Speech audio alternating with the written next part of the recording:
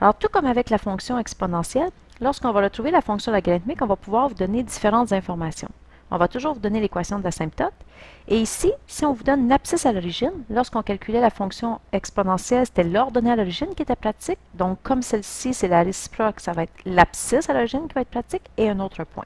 Alors, je vais commencer par cet exemple-là qui est un petit peu plus facile. Alors, je vais venir remplacer ici tout ce que je connais. Alors, si je commence avec mon abscisse à l'origine qui est ici, alors j'ai mon y, il vaut 0. C'est un logarithme, ma base, je ne la connais pas. Mon paramètre b, je ne le connais pas. Mon x, quand y vaut 0, mon x vaut moins 3. Et le paramètre h, il vaut 2. Donc, si j'ai une soustraction, et h vaut 2.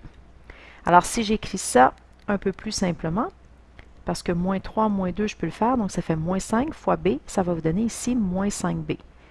Je vais passer maintenant sur la forme exponentielle. Alors, la réponse à un logarithme, c'est l'exposant. Alors, 0, c'est l'exposant que je dois donner à c pour obtenir moins 5b. Alors, c à la 0 est égal à moins 5b. N'importe quoi à la 0, ça fait 1. Donc, 1 est égal à moins 5b. Je divise par moins 5, donc mon b est égal à moins 1 cinquième. Une fois que j'ai trouvé mon paramètre b, alors je vais prendre l'autre couple et je vais remplacer pour le trouver le paramètre c. Alors, quand y vaut 2, c'est un logarithme en base c. Maintenant, mon b, je le connais, c'est moins 1 cinquième. Le x, il vaut moins 18. Et le h, c'est toujours une soustraction, et le h vaut toujours 2. Alors ça vous fait moins 20. Moins 20 fois moins 1 cinquième, ça va vous donner 4. Alors, vous allez obtenir ceci. Je vais encore une fois passer sous la forme exponentielle. Donc, la réponse au logarithme, c'est l'exposant.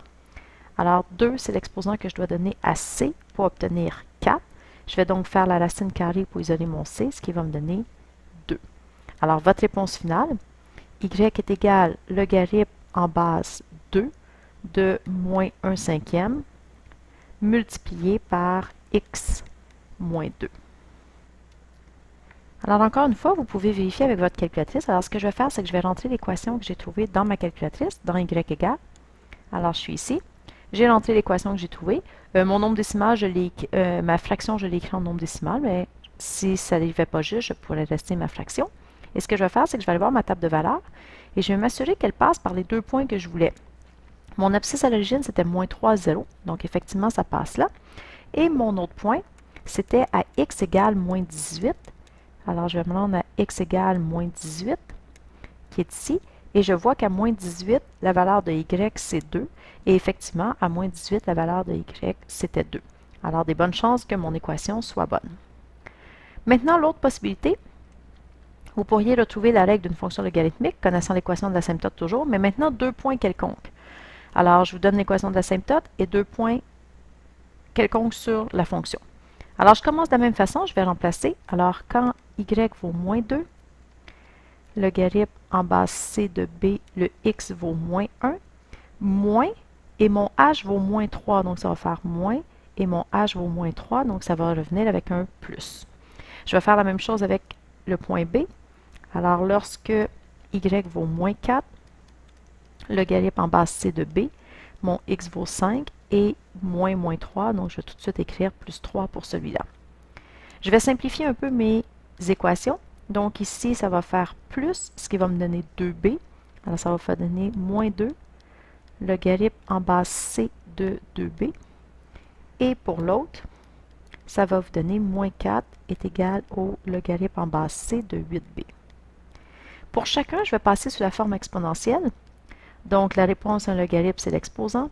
C à la moins 2 est égal à 2b. Ce qui devient très facile d'isoler mon b. J'ai juste à diviser par 2, qui va me donner mon paramètre b isolé. Je vais faire la même chose dans celle-ci. Donc la réponse à un logarithme, c'est l'exposant. C à la moins 4 est égal à 8b. Donc c à la moins 4 divisé par 8 va être égal à b. Et je vais faire exactement ce que je faisais avec la fonction exponentielle. Maintenant que j'ai le même paramètre isolé dans les deux équations, je peux faire de la comparaison. Alors, je vais venir comparer celle-ci avec celle-ci.